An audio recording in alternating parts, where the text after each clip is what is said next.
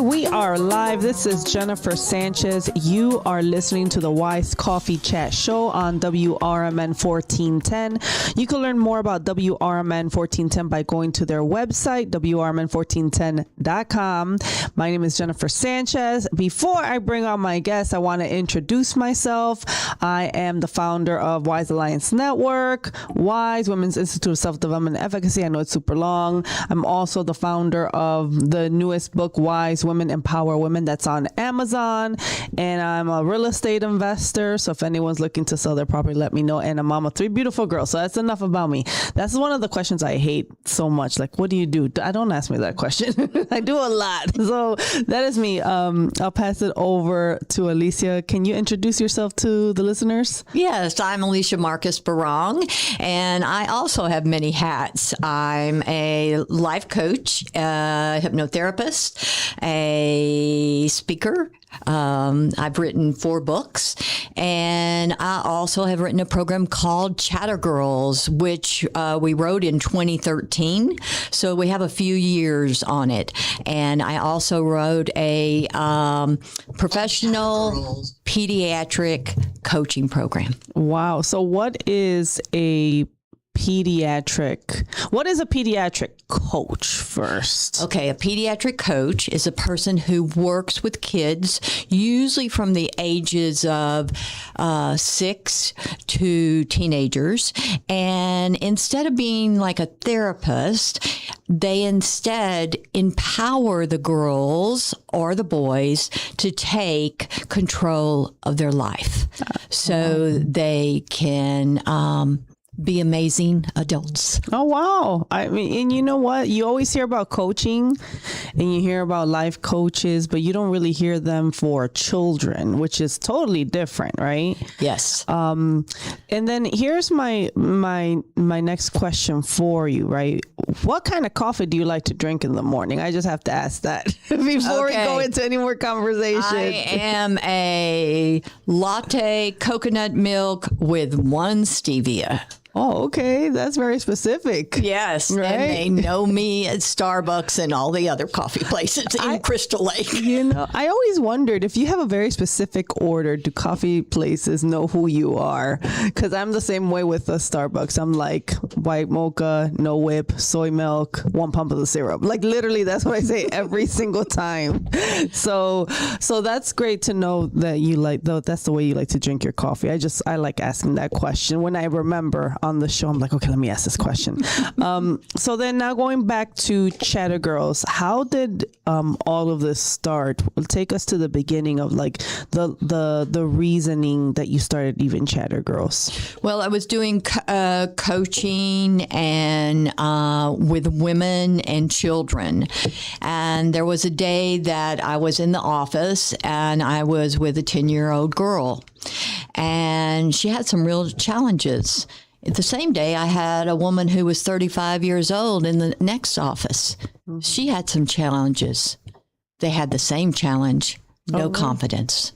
Okay. And I said, it's time to empower our young girls so that they have that confidence, so they can be that CEO and they don't have to challenge themselves when they're 30 some odd years old to say, can I do it? I have no confidence. If you learn how to do it early on. And Chatter Girls is based on mindfulness. So we really teach them how to let go of the negative chatter. Mm-hmm. And empower themselves to listen to themselves. And that's where the Chatter Girls came from, the idea that the negative chatter that we all experience, yes, right, in our minds. Not that girls are chatty patties, right? No, we're not on chatty patties, no. And but that's good to know because, you think about, sometimes women, they don't get empowered enough as young girls, and then they're lacking as they're older. And you'd be surprised, me here in this position that I am, all the time I get young girls to come up to me, Jennifer, how do you do this? How do you make a name for yourself in this industry? How do you, it's like, it's always like the lack of confidence. I'm like, you just have to know that you are who you are and just do it, right? But sometimes people don't have that type of guidance, right? Exactly. And I always give the girls the example that I didn't speak till I was 30 years old.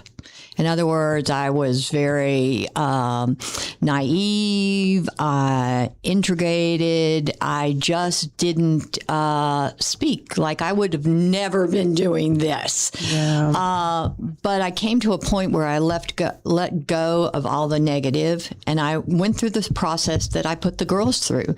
And that's when I say to the girls, look at how many more years you get to empower yourself and be able to be who you want.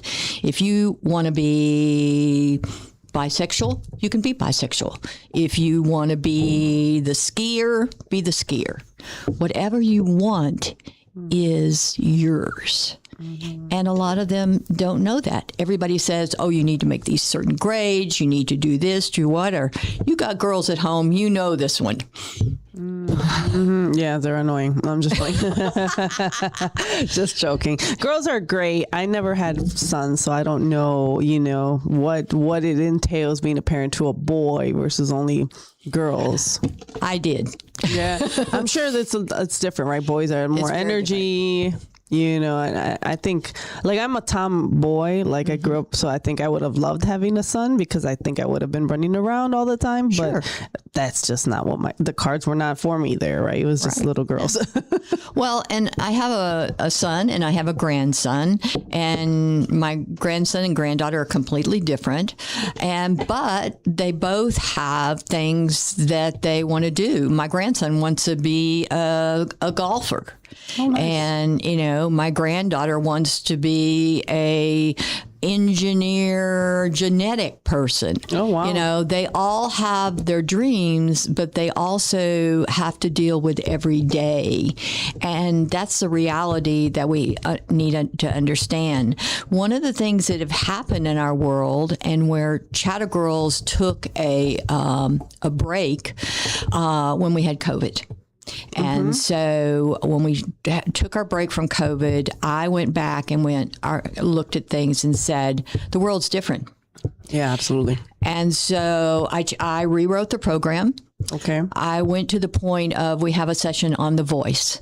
They have no voice. Their voice is that phone. That phone. And so in Chatter Girls, in the rewriting, I worked with them mainly on learning how to use their voice instead of their phone.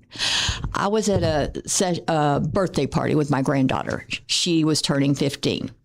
8 girls at a table. Mm-hmm. I'm sitting across from the table at another table, and I look at her and I say, Sophie, why aren't you talking to the girls? Well, you are, Mimi. And I go, no, you aren't. Yeah, they were. They're all talking on the phone. None of them looking at each other, just talking on the phone. And that's how our kids communicate now. But they don't know how to go into the grocery store and ask for anything. Yeah. So Chatter Girls helps them learn that they have a voice, and to be able to have that concentration on being able to ask for what they want. So this is a good question now that you brought COVID, because I feel like COVID messed up a lot of the kids, especially because of the doing school from home, the remote stuff. They became more antisocial. I almost feel like a lot of kids, and you could see it, the older ones, like now, like I could see it even here, they have high anxiety. Oh, major. And I'm just like, oh my gosh, you guys are so anxious. And I feel like it's related to COVID. I don't know. What do you think about that? I absolutely agree. It is. We look also at the group of kids that were born and who were the first ones to end up with who were born, they're called the Alpha Kids, and they were born in 2010. And those were the kids who got hit the most. So here, communicate. Here's an iPad. Here, do school. Here's a computer. So they were put in front of a computer for those years of COVID.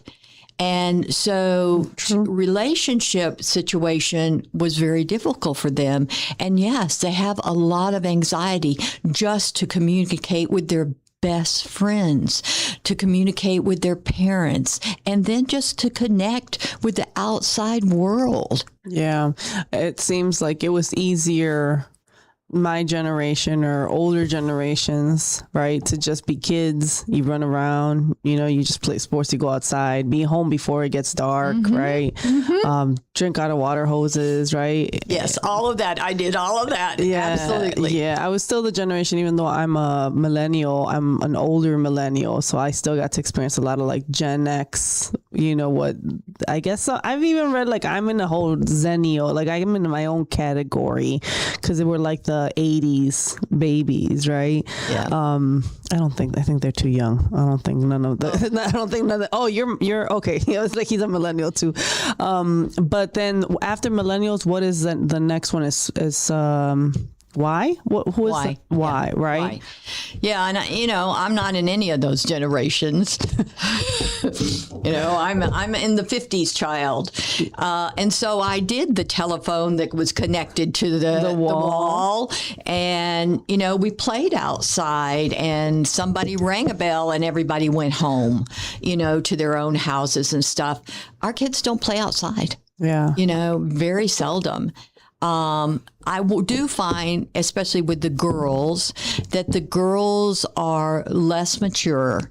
And so they're not ready for, even in their high school year or into middle school, they're not ready for relationships. They could care less about a boy. Good. I'm like, good. Which is really, really good. Yeah. And so, that's okay. People tell them, oh, don't you have a boyfriend? And they're like, no, I just want to hang with my girls. That's good. Yeah, no, that's good. And I think even like the younger generation looks like they're not even focused on getting into relationships, dating. Like they're not getting married to like their 30s, right? And it's impressive. I'm like, good for you. Don't do that. That's gonna ruin your life. And I'm just joking. No, but in my generation, it was, if you didn't get married after high school, it was something's wrong with you. Yeah, what's wrong with you? Yeah, exactly. But now they're putting a lot of energy into their education. That's good.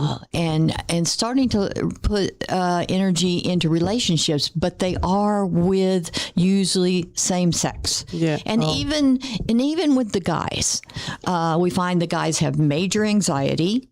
And they also don't communicate real well at all. And moms are telling them that they should do this and should do that. And they're going, no. I'm not surprised that guys cannot communicate. They all look at me. So do you work with guys as well or boys as well in the program? Not in the program.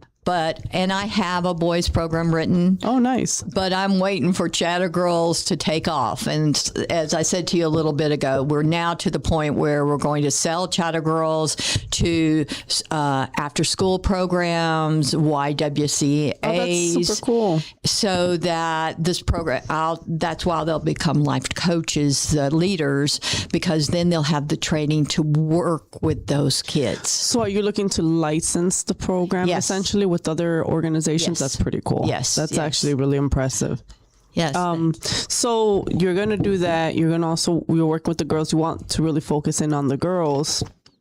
Now, on the boys end, when do you think you would launch something for the boys? Once everything's established with the girls, or what are you thinking with that? Once the girls are moving, and probably so that's going to be 2 years. If it moves faster and the Y or someone says, Alicia, we really need a boys program. Once they commit to one program, I will go ahead and work with them.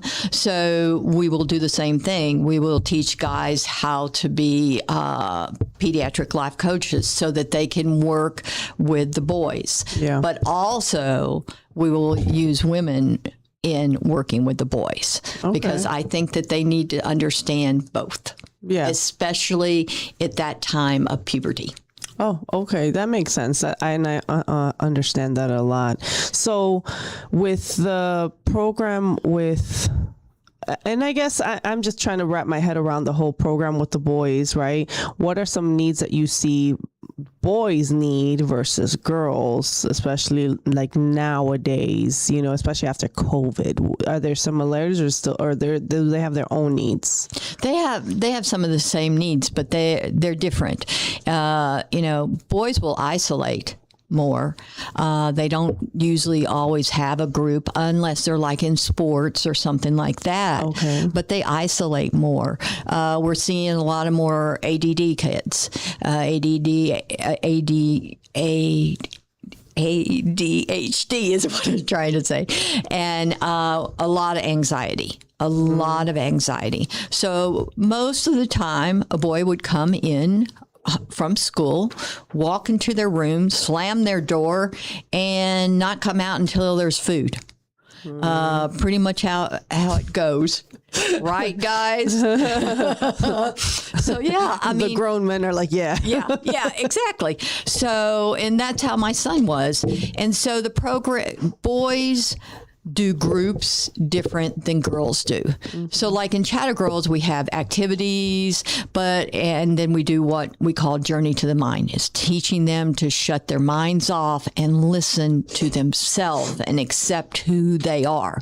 We do that with the boys, but we're going to do it in different ways. That's cool. Girls like to make things. Boys, they want to go fight something or watch something. Yeah, they want to do a more action activity. So I wrote it that way so that they had opportunities to do more things. And that makes sense. And I have always noticed that there's a lack when it comes to like program for kids. Do you see, I've seen like so many programs for girls. There's programs for young girls out there, but then where's programs for boys or young men? I think there's a limitation, even like in churches, or like you'll see youth groups. Like I do see youth groups. Mm-hmm. You'll see like sport. And I guess maybe for young boys or young men, sports is where they're going to build their camaraderie and their confidence and whatever they need to build in their manhood. It's going to come from like their coaches and their peers, right? But like an actual program that's designed around mindfulness and development, I don't see a lot of those type of things for boys. No, and in reality, there's not a lot around mindfulness for girls. That's why I wrote that program.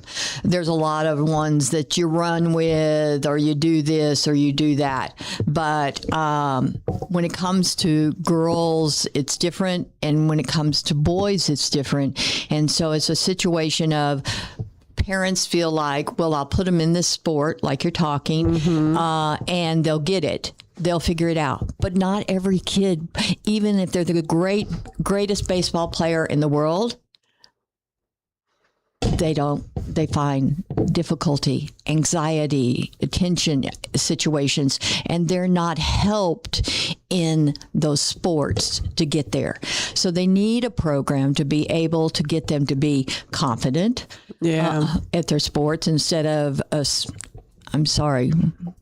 coaches, but instead of them being screamed at, and said, get there, do that, whatever, boys in this generation, the alpha generation, need a little more care.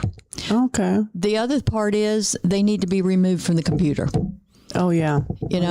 And the computer is their lives, mm-hmm. Especially the guys. And now that becoming the girls too. So relationships, they don't have them. And they won't have them. They won't have them until they're in their 30s. Oh, wow. Most likely, because they didn't learn those skills. They didn't learn how to be confident unless they got yelled at. It's funny. I don't know if you watch Toy Story with your kids or your grandkids, right? Yes. Have you seen the newest Toy Story? Okay. You have? Okay. I'm like, so I just saw it recently. I'm not going to spoil it for you. Okay. But they're the whole purpose of the new Toy Story is always trying to teach you. I feel like they're always trying to teach something to the kids. And what it was trying to teach for this one is the electronic side. It was how like electronics are creating anxiety and they ruin kids' self-esteem. And And like even one of the characters, not Woody, what's the girl's name? The Jessie, she was so upset because she was like, these computers and these tablets are ruining our kids. Like, and I sat there like, yeah, that's so true. Like even me as an adult watching the movie. So, I mean, obviously everyone's noticing it, right? That there's a change, and even animation movies are identifying it and saying it. So I'm glad that you're bringing this to people's attention, because everyone's on tablets, everyone's on computers. I mean, even me, myself, sometimes it's the dopamine rush, right? Oh, yes, like, exactly. Like, you know, you scroll on social media and then I go down this rabbit hole, right? Because you're just kind of like, oh, what's the next hit? What's the next dopamine hit? Like our attention span's pretty low now, right? Yeah. That's why these reels are so popular. Like you have to have a catchy reel, even in social media, like with our students here, like the reel has to catch their attention within the first 10 seconds, or if not, you lost them, right? Exactly. Because the attention span is just like the next. So I mean, wow. I mean, I'm glad that you're trying to do that for young girls now, I think, and boys, and I think it's really important. Yes, and that's very much as a situation of, because like I said earlier, the alpha generation that was born in 2010 woke up, and before they were even 3 years old, had an iPad in their hand. That's very true. And so that reality tells us that they didn't get those skills that our kids got because we talk to our kids. The iPad talks to those kids. My granddaughter's 15 now, and she's in that generation, and she's on the cusp. And she said, sure, but her mother did not do that. And I was so proud of her, because she made sure she had play dates, and that was more important. Sophie didn't have a iPad until she was like 11. Wow, that's good. I messed up with my second daughter. So I remember, I clearly remember like iPads were coming out, and it was just, I was working mom, and it was just easier with my second daughter, who's 12 now. She must have been like 2 or 3 at the time, to put her to watch YouTube videos on the tablet. It was just like, okay, she's going to be quiet. I can do some work, right? I've always been an entrepreneur. Let me kind of get her over here settled. And now I saw the aftermath, where she even would watch TV. Like, let's say she was watching something and she wanted to, like, regular TV. Let's say before, now it was not like that, but let's say regular TV. She couldn't pause it. She was getting frustrated because she couldn't pause it the way you would pause a show on a tablet. Yes. You know, she would get frustrated. So when I had my last child, I was like, no, you're not getting a tablet. Like, I'm not.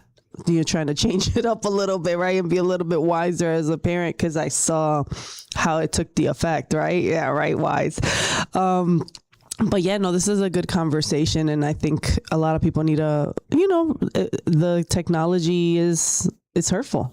Well, and the thing that I say to the parents is, put your phone down if you want your kid to put their phone down. Oh, that's a good one. Because we as adults, that's so good, is taking that on, and that kid is sitting there on their phone, but you're sitting on there on your phone too. So I do a lot of parent sessions on teaching the parents how to work and understand that child and that child's anxiety. And a lot of times that mom had that anxiety. Wow. And so she uses her phone to deal with it. Yeah. So what we're going to do real quick is we're going to take a quick short break. When we come back, we're going to keep talking to Alicia about Chatter Girls, and, don't touch that dial. We'll be right back.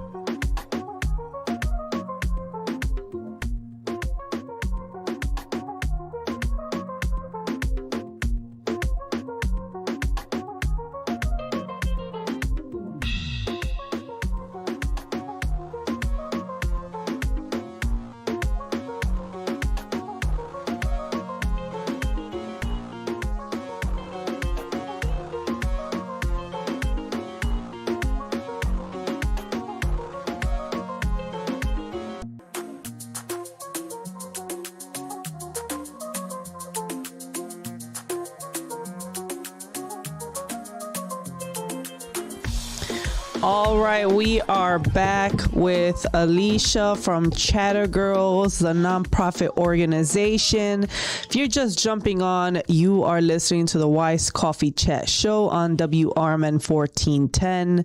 And of course, you can learn more about me if you go to wisealliancenetwork.com, or you can look up my newest book, Wise Women Empower Women, on Amazon.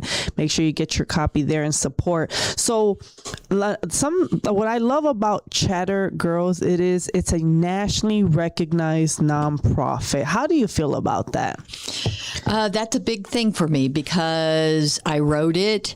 It was because I was a very shy person. I didn't really learn things and let go of issues I had until, like I had said before, 30. I grew up in an abusive house, and I had a schizophrenic mother and a narcissistic father.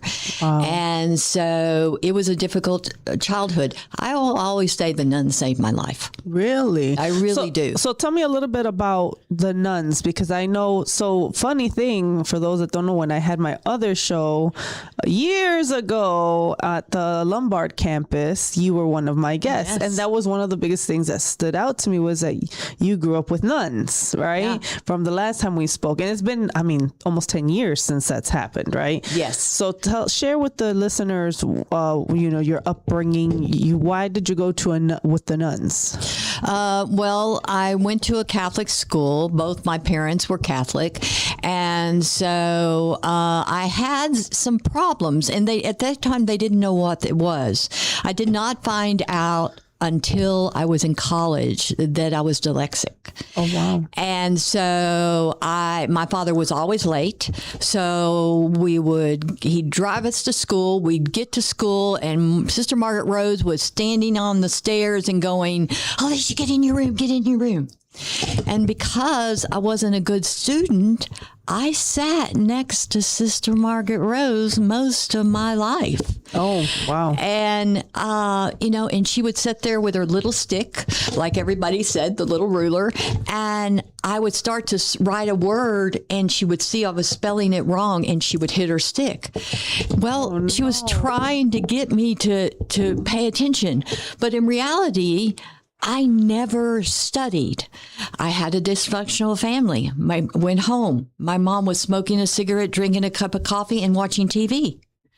My dad was working till 9 o'clock at night. Who was the mother in the house to my brother? It was me. And so I did all the housekeeping. I took care of my brother. And at 9 o'clock, it was like, there's no way I'm going to do homework. But the nuns never knew that. And because my mother and father would not let them know that.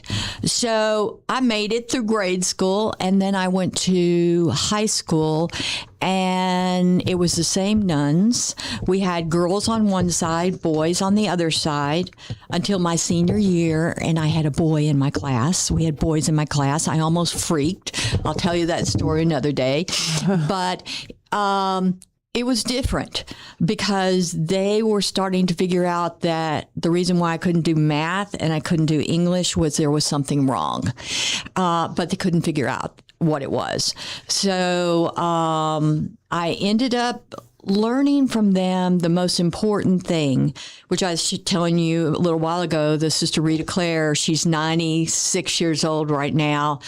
And she was my math teacher. And she taught me that I was flunking math. Okay, first she taught me I was flunking math. And then she said, but I can help you pass. And I was like, how?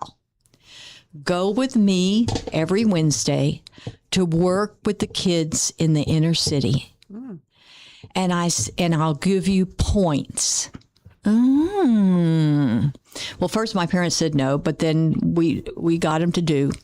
So this is what I learned in school. Maybe not math, but I learned that when I got out of that car under the railroad tracks in this shack, this old Black woman sat there on the rocking chair with all these little kids running around. And there was this one little girl, curly hair, little diaper barely on her. And she ran up to me. And then I knew I had purpose. Oh, wow. Because there was somebody who wanted me to hold them and take care of them. And that's when I learned that my life was about service. Wow. Oh, how old were you when this happened? 15.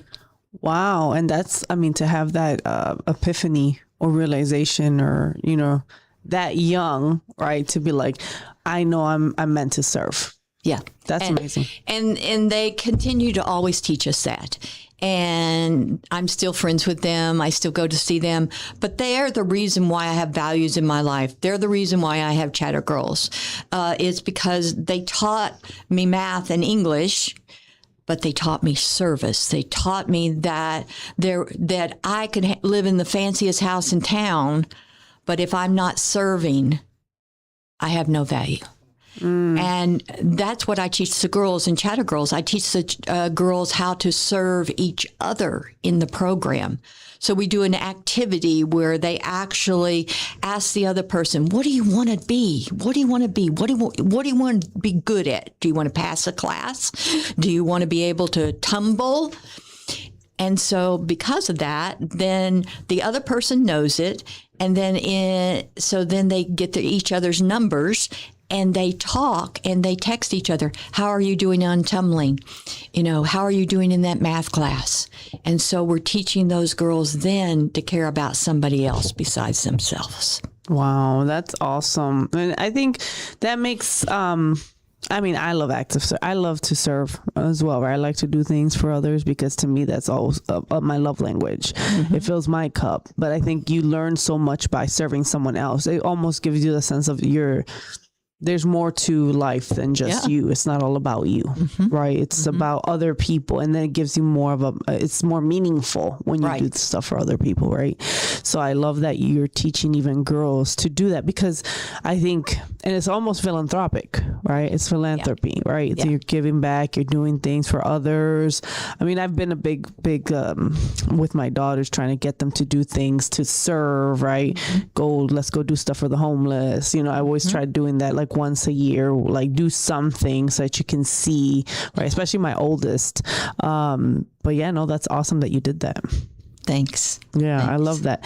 So what part of the city or Chicagoland did you grow up?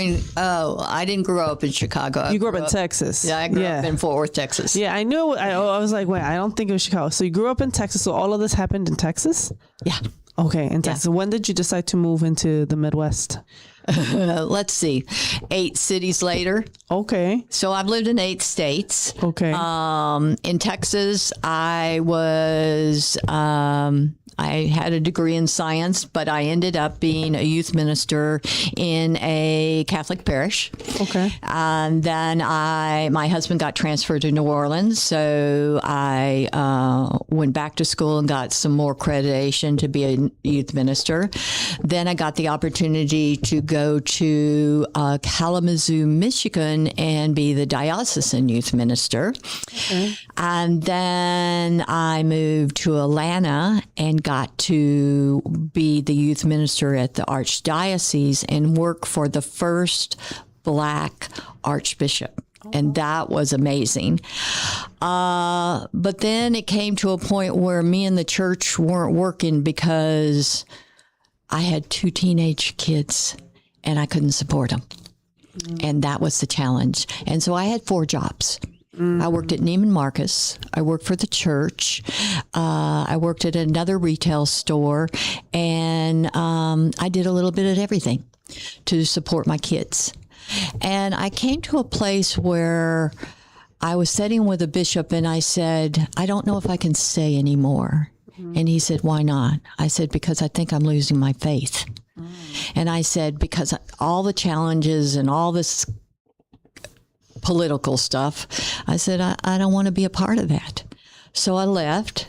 I finished my master's from Loyola in Chicago that I had started in Michigan. And I actually ran a halfway house for women suffering from drug and alcohol addictions. Oh, wow. And I loved that job. I was executive director there, but it killed me because I was 24/7. So I quit. and decided no more therapy. I'm not going to do therapy anymore for a while. And I moved to Florida, St. Petersburg, Florida, and went to work for a marketing company doing events.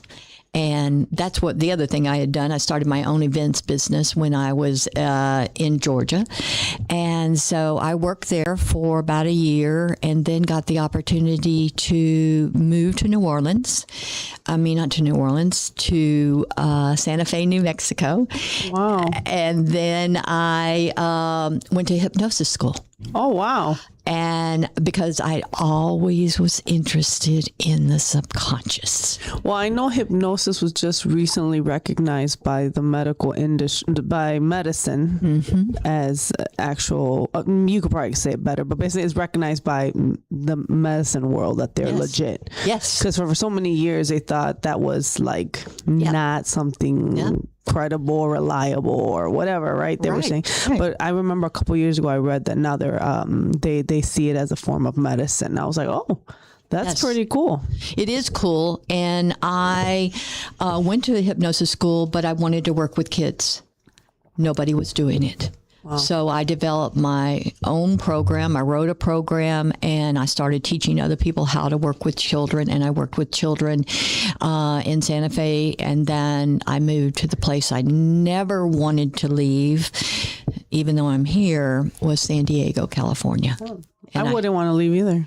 Yeah, I didn't, but I met the man of my life, and he was from Arlington Heights. Oh, okay. And we moved. We've been here 22 years. Oh, wow. So, but yes, and I believe that it's easier to work with a child than it is an adult, because think about all those things that you got in there. And in hypnosis, we take off the layers and we examine, okay, when did this happen? Okay, now let's let go of that. Let's put that layer back. But with adults, we have lots of layers. We call it an onion, and you have lots of memories in there. And you've got to do a lot more work. With a kid, it might just be one or two things that are causing them that anxiety because it was an experience, and you take them back to the experience. But for children, hypnosis is a storytelling. You tell them a story, and they are the person in the story. That's really nice. If I'm not mistaken, children's personalities are developed up to the age of 7, I think it is, right? Yeah. So then you're working with kids under 7 with hypnosis. So you're even working, which is good because sometimes if they had a traumatic experience as a little one, right? Yeah, I had a 5-year-old who was abused by her father, and I had to go to court. And it was not one of those times when hypnosis was approved, but it was in California, and it ended up that the judge knew me and had heard about me, and so he allowed my testimony because the girl told me everything. Why? Because she was relaxed. I said, okay, I want you to tell me your story. Tell me what happened when you did this, and what was your favorite bike and everything. And so they become the story. They are the story, but they tell you the negative. And then you go, okay, so do we have to keep on taking this story with us? We can let it go, can't we? Okay, let's go put it over here and put it in the box and put the top on. In Chatter Girls, we do a session where after we do Journey to the Mind, we imagine a box, and they decorate the box in their mind. And then we have a real box and we decorate it. The box represents them. And they then they have the opportunity to think about the negative things that they don't like, that people say about them or they say about that they have still in their mind. So then they write them down on a piece of paper, and they take them and they put them in the box, and say, not today. In other words, I'm not going to deal with that today. I'm going to put it in the box and I'm going to put it in my closet. And then in a couple of days or next week, and I'll go, oh, what do I have in my box? And they open it up and they go, that doesn't bother me anymore. Tear it up. Not today. And so they've taken the negative out. We all carry too much negative stuff in our minds. If you could have left it go when you were a kid, what a difference that would make. Oh, yeah, absolutely. Because sometimes we're carrying things with us throughout life. Yes. People can't let go of situations. Right. Our subconscious accepts so many things, right? Like you don't realize something is triggering you or bothering you because it's in the subconscious, you know? No, you don't. And then you're wondering, why are you reacting this way or doing this? Or, you know, have you read The Body Keeps Score? Mm-hmm. Oh, I can. Yes, exactly. You know, so your body is remembering traumatic experiences and you're wondering, like, why is my body reacting like this when I don't know what's happening? Right? Yeah. So, I mean, the fact that you're doing that, I think that's great. Day of Chatter Girls, we have a tea party. Okay. And we have a vase. And in the vase is a rose for every girl. Mm-hmm. Well, they had put those not todays in that vase. And so the last day, they see that they've graduated and that they are the rose. Nice. They are the beauty of the world. Nice. So where is right now your program located? Like if someone wanted to like... Well, we just did one in Crystal Lake and now we're mobile. In other words, we will come to you. You get 4 to 8 girls for us. We'll come. If you want to buy the program or become part of our program, then we train you to be able to do the program. So a church, a school, whatever, we're portable now. Really? Yeah. So I always made the program that way because I always wanted the program. So you pick up a box and you take it and session 1 is in the box and stuff like that. And so it really, really works. The Journey to the Minds, we have one for each session. And then the girls get them at the end of the whole Chatter Girls. So they have those forever. So when they're having a bad day, they pick, maybe I want to look at my mask. I'm not showing people who I am. Or I put the mask on. I don't want to see anybody. Or the mirror. Or their voice. Why am I not speaking to anybody? What do I need to do? And so the Journey to the Mind gathers them and puts them through this session and takes them through it so they can let go of it and not take it until adulthood. Wow. So if someone wants to just, what's the cost, I guess, is the next question. If someone wants to take this on and do it in their church? It just depends on whether it's a nonprofit or it's a profit. So it's anywhere from $5 to $10 and $1,000, but it's based on who you are. You know, if it's a school and it's another nonprofit, then we work with that. That's our biggest challenge. After COVID, I was really pushed to become a nonprofit. I didn't want to go that way. And it's a different world for me. And so that's my biggest challenge. But, you know, of getting contributions and doing fundraisings and stuff like that. Yeah, you have to it's a whole nother world. It is. And I'd rather be hanging out with the girls and teaching this. So I've pulled together a board and trying to get that part together. But nice. The program itself is been redone. It's beautiful. We just ran one. The girls and parents were ecstatic. That's awesome that you're doing that and offering it mobile. Yes. You know, and then training people to be facilitators if they wanted to take it on themselves. And I'm sure if someone's listening or, you know, watching the YouTube and they want to, you know, take advantage of it, they can, right? And reach out to you. So if someone wants to like reach out to you, where would they go? They'd go to Facebook. We're on Facebook. Or they'd go to our website, www.chattergirls.org. and that would be how they would get me, because I have a little thing on there. They can just send me a note if they have any questions or whatever, and then I'll answer their messages.